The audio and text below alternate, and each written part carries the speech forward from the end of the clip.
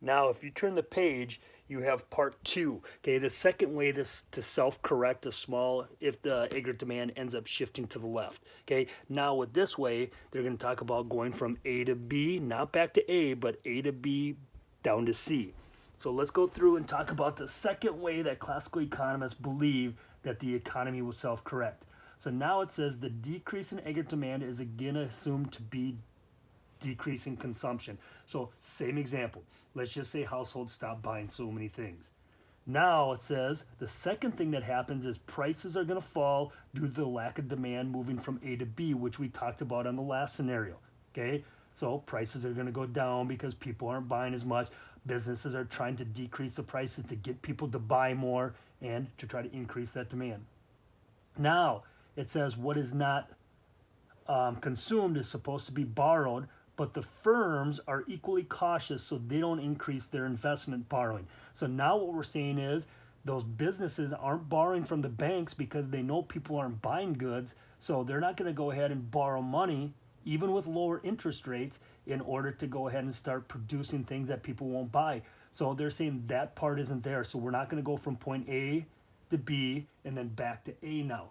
Instead, what they're going to say is the next thing that's going to happen is, in this case, the legions of unemployed will be bidding down wages, and so costs, long-term contracts are lowered, moving from B to C. So basically what's going to happen is, okay, a lot of people are going to be unemployed here.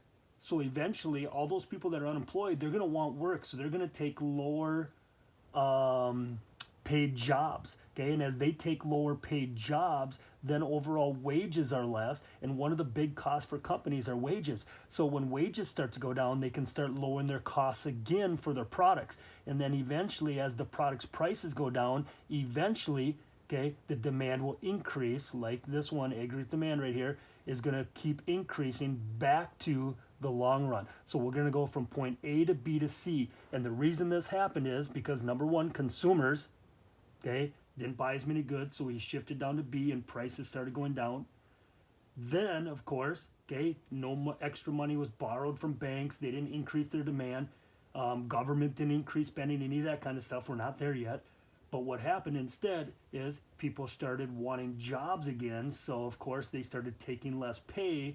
And as they take less pay, then businesses can lower their prices more of their products and still have a chance to make a little bit of profit. And eventually we'll get to point C. So that's the second way how to self-correct. So those are the two ways that basically classical economists said what should happen if the economy ends up decreasing, and then how we're going to get back to somewhat normal ranges. Now, remember, read the rest of this page. Okay, what isn't consumed is saved, the big idea behind that. Voluntary employment, that's the idea behind the classical, so make sure you know the difference between Keynesian and classical ideas, okay, behind this stuff. And then, of course, fully flexible wages and prices, which we'll go through and describe. Now, the last part on here says, important distinction, aggregate demand shifting to the right, okay, is an increasing of utilization of existing economy, not the economy growing. Now, just to remind you, on the last page, when we said that demand shifted, okay, to the right, aggregate demand shifted to the right, that just means, okay, when we start producing more with the short run, that we're just more utilizing our resources like labor, the factories, all that kind of stuff. Now remember, okay, the only time that the economy is really growing is when the long run shifts, not aggregate demand, okay, but the long run aggregate supply. When that shifts, that's like the frontier on a production possibility curve expanding outwards. Okay, now remember, this is our long run aggregate supply, this line up here. Okay, when it shifts out to the right, that just means our long run aggregate supply curve, okay, shifts that way as well. And the only way it can do that is if we have more resources like land, labor, and capital. In the next video, we'll go through and we'll talk about how Keynesian argues against a self-correcting economy, and that how the government every once in a while should step in with either monetary or fiscal policies to help out.